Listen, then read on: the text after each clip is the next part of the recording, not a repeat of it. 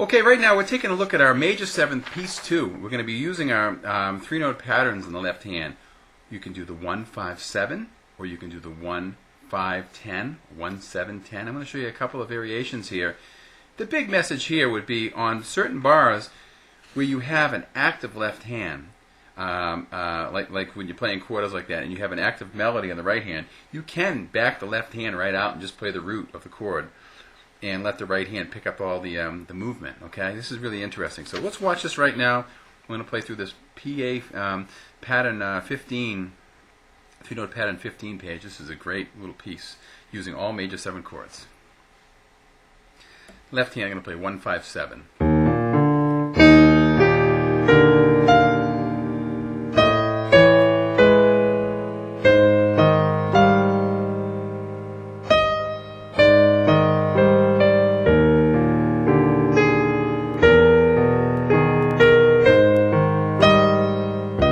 By pedaling it, you can kind of be setting your hands up for the next thing.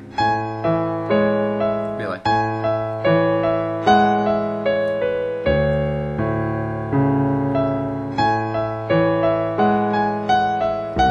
2, 3.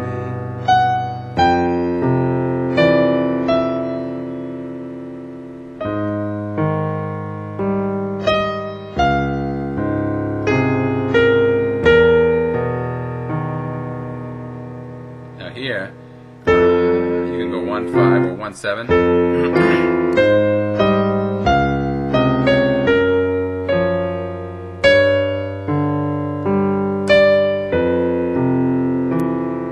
So 1-5-7 is nice.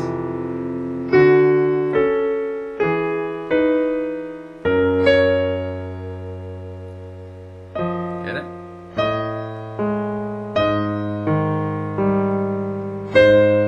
Now, right here is very active. So what I'm saying is, the left hand, instead of, you could play it, or you could just play the left hand single note. See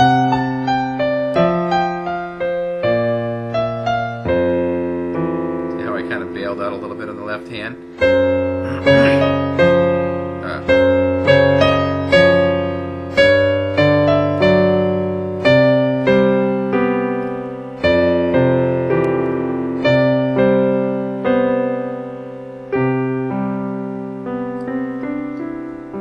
Now, left hand. Instead of playing 1-5-7, you can play 1-5-10.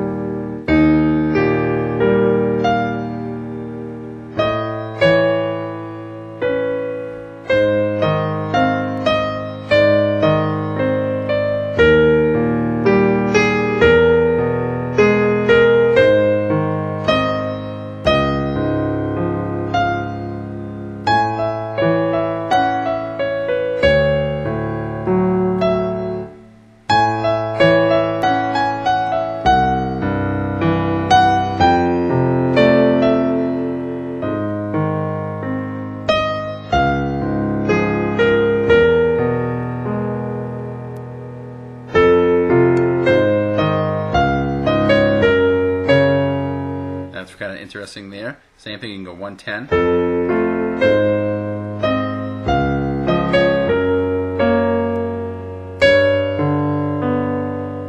1-5-10, or you can go 1-7-10.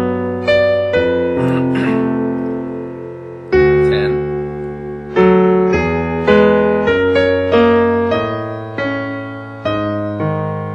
Is that nice?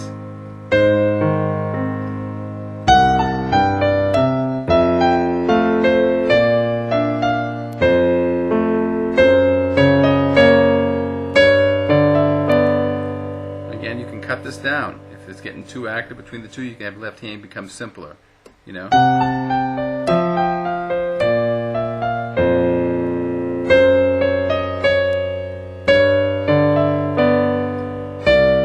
See, it still moves the stuff along.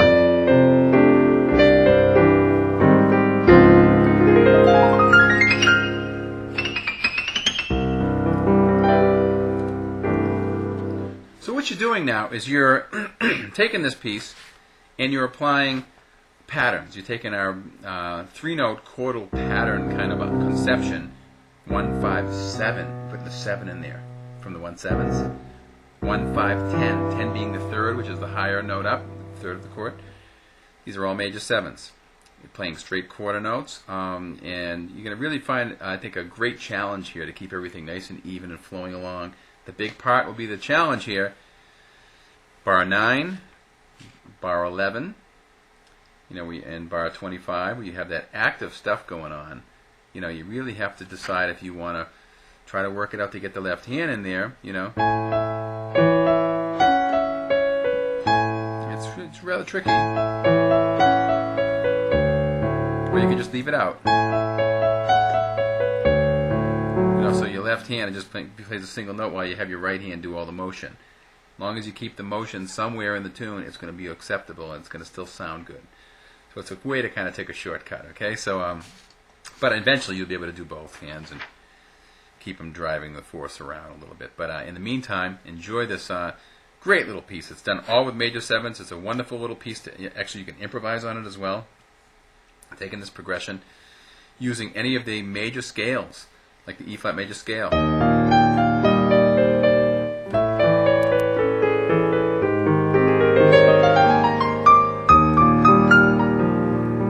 You can take the scales and improvise on it.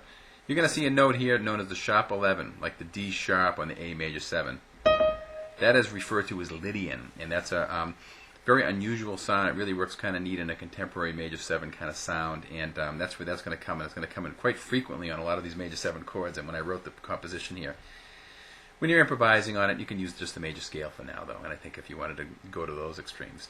But right now, the big thing is to understand how the 1, 5, 7 takes shape, and the 1, 5, 10, or 1, 7, 10, okay? And enjoy. Nice little piece.